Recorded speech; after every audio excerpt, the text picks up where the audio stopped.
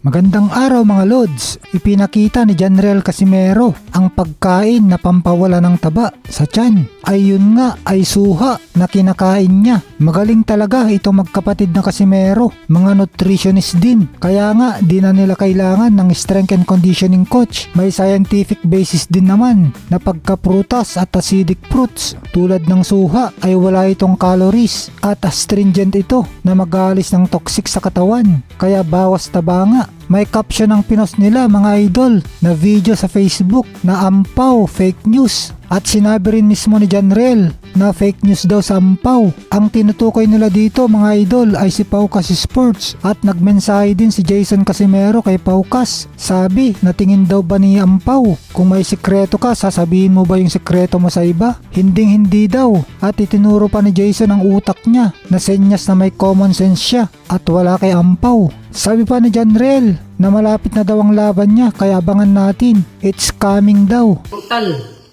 Ano to? Ito pa na? Maliit na bungon. Maliit na bungon. $4. Ito yung pagpawala ng abs. Yung pawala. Pagpawala ng tiyan ba? Abangan nyo. Lapit na laban natin. Surprise! Ampaw! Fake news ka! Ampaw ka paw.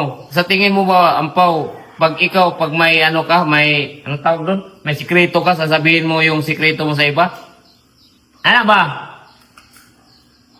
Lapit na laban namin. Handa kayo. Nagsisigawan na naman mga baser. Lapit na laban natin. Abangan nyo. Let's coming! Coming! Oh! Tingin natin mga idol, pag sinisikreto, ibig sabihin napakalaking laban ito. Alam nang natin na bagong pirma lang ng kontrata si Luis Pantera Neri at nagpost na rin ang Kameda Promotions ng larawan nila Luis Neri at Janriel Casimero na magsasama daw sa isang event. Kasama nga rin dito si Kenneth Lover.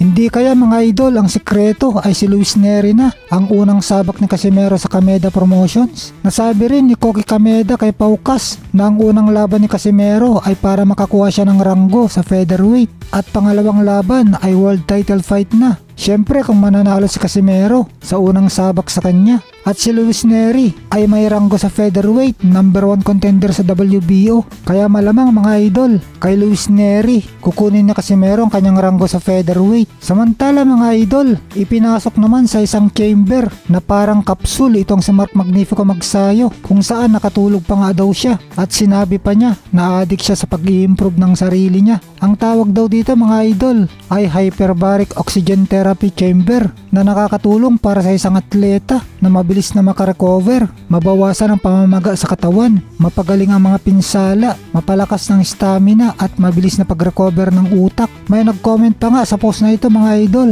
na ito daw ang kailangan ni Manny Pacquiao dahil sa edad niya para daw maging parang batang leon na naman sa pakikipagsuntukan. Nag-post din si Magsayo sa comment mga idol ng larawan ni Son Goku na nasa kapsul para mag-recover din ang kanyang katawan. May nag-comment naman, sabi hindi daw gumagamit ng ganyan sa unbeaten na Oya the Monster Inoue at para lang daw ito para sa mahina na mandirigma yung ganitong kagamitan. Para kasing sinasabi nito mga idol na mahina si Mark Magnifico Magsayo. Kaya naman nireplyan nito na Magsayo. Sabi, sige tapat mo sa akin si Inoue para makita natin. May reply naman ng isa pang commenter mga idol. Sabi na peking champion at mahina daw si Inoue. Hindi nga daw nito matatalo si Casimero at hanggang Japan lang daw ito. Malayo pa na pwedeng mangyari ang matchup ni Naoya Inoue at Mark Magsayo mga idol. Kasi dalawang division ang pagitan nila. Hindi pa nga umakyat ng featherweight itong si Inoue at si Magsayo naman ay kasalukuyang nasa super featherweight division. Pero kung sakali man mga lods na magtapat sila, sino sa tingin nyo ang mananaig sa dalawa? Dito nga kina Inoue at Magsayo.